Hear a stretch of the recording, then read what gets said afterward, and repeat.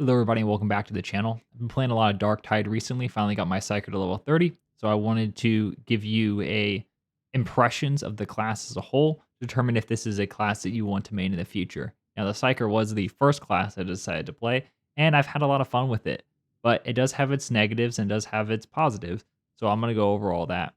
Big thing for the Psyker is their ability to use their psychotic abilities. So the big one, the premier ability, the one that you see people use a lot is Brain Burster. It's their equivalent of a grenade. It's a single target, very high damage attack. And Brain Burster looks like so. It's a ton of damage. You kill most large targets in 2 hits. Any smaller target, it'll kill in 1. Additionally, they have the ability to give their allies 10% damage bonus to elite targets, which is fantastic, especially in higher difficulties, as being able to take out those elites quickly can be a big deal. They have this idea of perils. That was the percentage you saw it ticking up. I'll explain that more later. And they get damage buffs depending on how many things they've brain bursted. You'll get these warp charges that give you 3% damage upgrades, and you can change them to do different things. And finally, your Psychonetic Wrath just is a push, but it also gets rid of 50% of your perils. The Psyker is probably the squishiest in the game. Now, you can see here that I have 233 health. That is not base. I have done everything I can to get that health up. Base is only 150.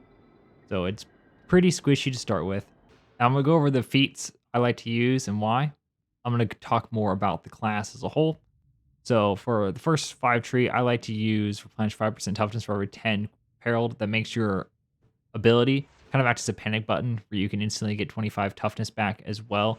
You should be maintaining a higher perils if you're going to play this kind of playstyle. I try to keep mine around 50 during an encounter. I try not to get too low, and the reason for that will become apparent later on. The next one, while leveling, I use Psychonetic Wrath, and it just gives you a base damage increase for your force weapons, which is all your stabs, and additionally your force sword, if you choose to use that melee weapon. I use these two interchangeably. Sometimes I go with this one because right now I have a way of passively generating a lot of perils, and on lower difficulties, this one is objectively better. But sometimes you really just need that damage increase. So depending on your difficulty, I go between these two depending on what weapon I'm using. Next one I like to use is Psychonetic Communion. While leveling, I prefer to use this one, which just gives you a 15% increase in cooldown on your special ability and to all your allies. It's a nice little buff. But once I got some of the upgrades that made the warp charges better, specifically the last tree, the last set, level 30 ones, I switched to this one just because it's a different way of going about it. But me having warp charges increases my damage. It also is reducing the amount of perils I take. The amount of perils I generate. So it's letting me charge attacks more often. I like that kind of synergy.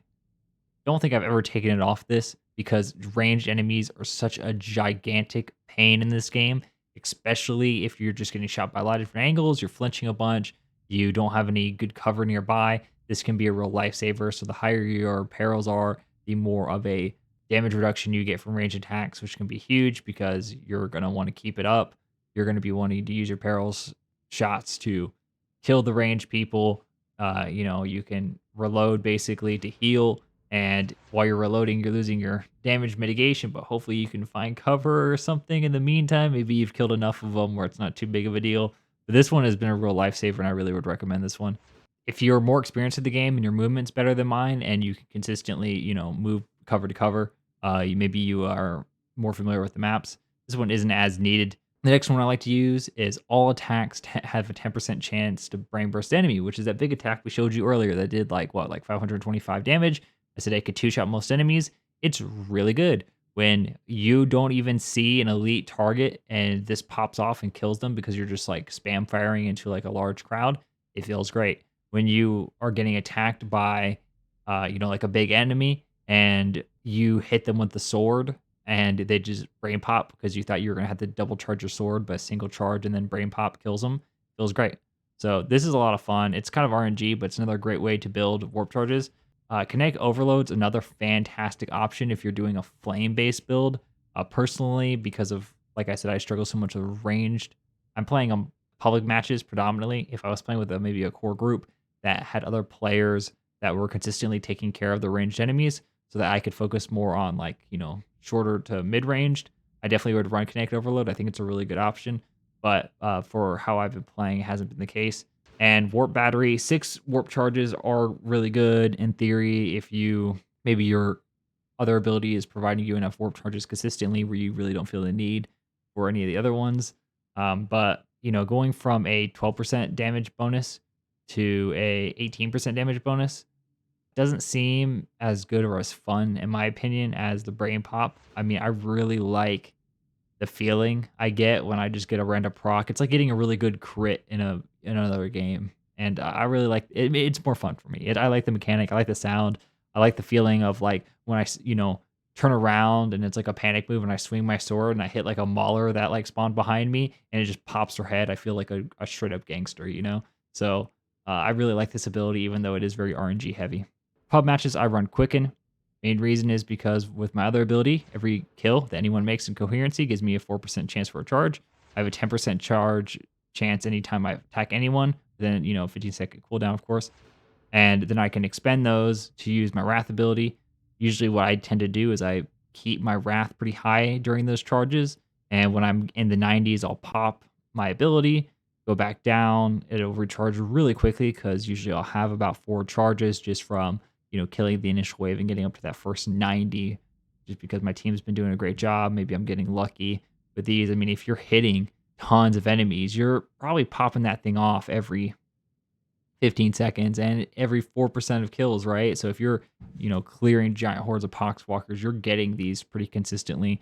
You're getting your ability back quicker, which is letting you pop things out. So this build I have now is all about just rapid fire, doing as much shots as possible, getting as much warp charge down as you can, as quickly as you can, because, more fire is good. Now, if I was playing a structured group, I 100% think Ascendant Blaze and Kinetic Overload is a fantastic option. I probably would still run Kinetic Flare, but this ability here makes it where every time you do a Soul Blaze, you have a 10% chance to gain a warp charge. So it makes it where you don't need to worry about the 10% chance here because you're already getting your 4%, you're already getting your 10%, and then your main weapon's doing fire damage. So every time you attack someone with your fire damage, you're getting this. So you're just doing tons of fire damage. If I was playing with a group that I knew reliably could kill the range target, so I didn't have to worry about it, I would 100% run this with a Purgatory Staff. But I'm running with, again, public groups predominantly. So I tend to be the one that has to take care of a lot of the range targets. So I run this way. You'll see in my gameplay footage, I use the Void Strike, so I'm not going to go over that one too much. But basically, you shoot charge shots that trigger through all the enemies. But just to give you an idea of what other things you can have, the first staff you'll get access to is the Trauma Staff. And the Trauma Staff is fantastic. It's a really good option. It does ground-based AoEs, as you can see right now, which do great damage and will wipe things out. This is a great staff to use before the Void Strike. It's probably better in some cases, but the only issue with it is the range is rather difficult to use long term. As you can see, eventually you kind of run out of room. And because I didn't show it earlier, this is what the F looks like. You just push people down and you reduce your charge. And the left click shoots a bolt. It's a one-shot headshot for most of the little guys. And it's a one-shot headshot for the armed boys as well, but not the stronger ones. The next staff you can get is the Surge Staff. I don't rate this one. Personally, I would recommend you just stick with the Trauma Staff until you get the better staff. Now, the Surge Staff is good. It does do quite a bit of damage, and it chain attacks, so you can actually attack enemies around corners. The only problem is it's a little inconsistent of who it's going to chain to. It usually only kills the first few in the chain, and while it's great for stunning people, so if you have a dedicated group and you're kind of running more as a role of just holding enemies in place and stunning them while your high damage dealers take them out, this is a fantastic weapon for that. But in public games, I tend to find that often you'll stun people and they won't do anything to the people you've stunned because it's really hard for them to kind of tell if it's going to be a kill or not. They don't know if these guys are going to fall over at the end or if they're going to be standing up. So how are they supposed to know who to attack? I think it requires a level of communication that you won't get with most public groups. The next staff is my favorite staff. This is the Void Strike Staff. It shoots bolts that carry through. It has infinite penetration at the highest charge, and it does tons of damage. If you just play it at head level and you just let it rip, it will keep going until something is big enough to stop it. So this Flak Armor individual here was able to stop it. the damage will just keep carrying through. And if it hits the ground, they do explode. The last staff, of course, is the fire staff. Now this one works a little bit different than the other ones. The left click is actually a little fire burst instead of a bolt like all the other ones. And you can charge it up and hold down both buttons to do a long flamethrower. Again, this weapon is absolutely fantastic. It does a ton of damage. It does puts a dot on any enemies it doesn't kill. And if you're using the other build, every time you hit someone with one of these fire abilities, you're generating a charge. Each charge has a chance. Each charge will increase your damage, with the addition that if it's a charge over 4, it'll add Soulfire to another enemy, prioritizing elites. That's fantastic because you might trigger Soulfire on someone that spawns next to you or outside your range. Overall, it is a really good option. Moving on to the weapons, you have the Force Sword. Your Force Sword is your special weapon for this. It acts as a void weapon for the sake of any buffs. And using your special attack button, you can charge it up. And then you can do a big hit that'll often kill most special enemies with the exception of the big boys. But you never know, you might get lucky and get a Brain Burster off, and this plus a Brain Burster will kill one of these big guys. Of course, other than that, you have access to all the generic melee weapons, but they will not gain the benefits of being a forced weapon. Now that I've gone over the basics of the class, we've gone over the specialities of it, I'm going to talk more generally, and I'm just going to put in a gameplay footage I shot just before making this video. This is on Malice difficulty. I'll be chopping it up, but I don't imagine I'll need all of it. And this is my first game of a session, so it's been like a day or two since I played, so my aim isn't perfect, so please forgive that. But I think it gives you a good example of a mediocre skill level played with random people. You know, I'm not popping every headshot consistently. I make quite a few mistakes and take some unnecessary damage, but no one's perfect, and when you're playing the game, you're going to make some mistakes yourself. But overall, I really enjoy the class, especially on like Uprising, second difficulty. Your Void Strike Staff will just cleave through tons and tons of enemies. Your aim doesn't really need to be very consistent because if you hit them anywhere in the body, usually it kills them, or the weaker enemies. Now with the, the shooting enemies, the more specialized enemies, yes, the headshots do matter. You don't have a way of zooming in because your right click is your charge shot. So letting those attacks consistently can be a bit of a difficulty, which is why I really like having a veteran. If you have a friend or someone you can play with consistently that is a veteran to help you deal with the longer ranged enemies, so you can kind of act as more of a crowd control, breaking up the hordes with your explosive shots that will just cleave through. If it doesn't kill an enemy with a charge shot, it will stagger them, so you'll at least knock them down so they won't be shooting at you anymore. It can be a great way to run interference, break up a horde. It's a lot of fun to play. Now, I didn't mention this before, but there is a bad side. If you go over 100, you can accidentally blow yourself up, but it's not a big deal. If you go over 100, you just press your special key to trigger your ability, and that'll save your life.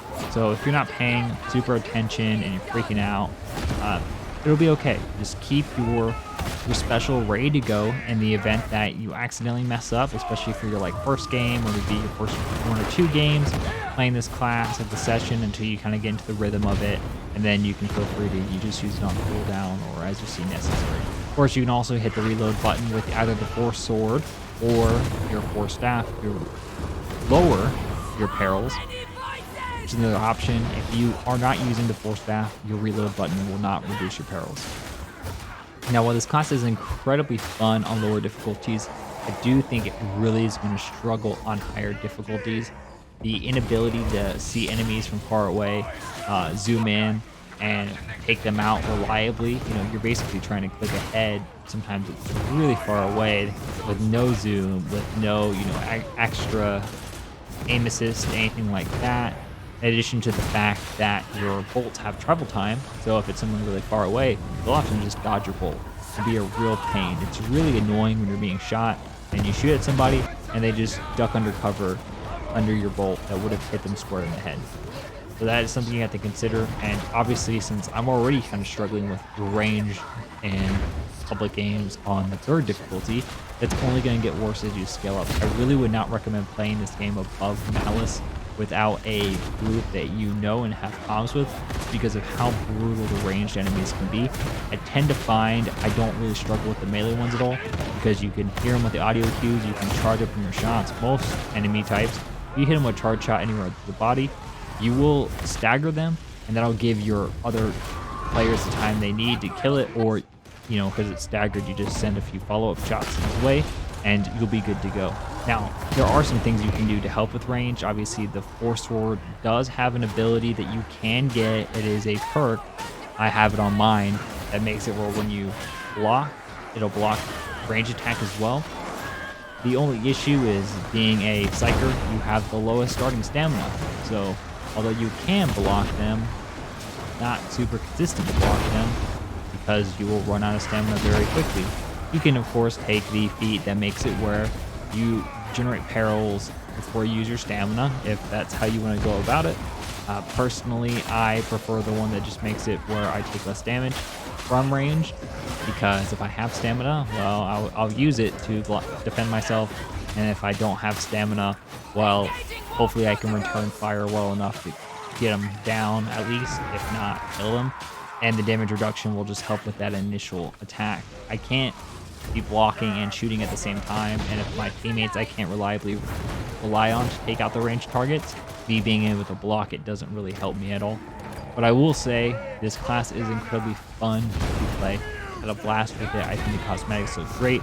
Obviously, you saw I'm using the pre-order one because I haven't unlocked the fancy hood yet for this class, mainly because I haven't gotten lucky enough to get the new reactor map while just doing click play. So hopefully I'll get it soon and I can get the last achievement and have the fancy cosmetics.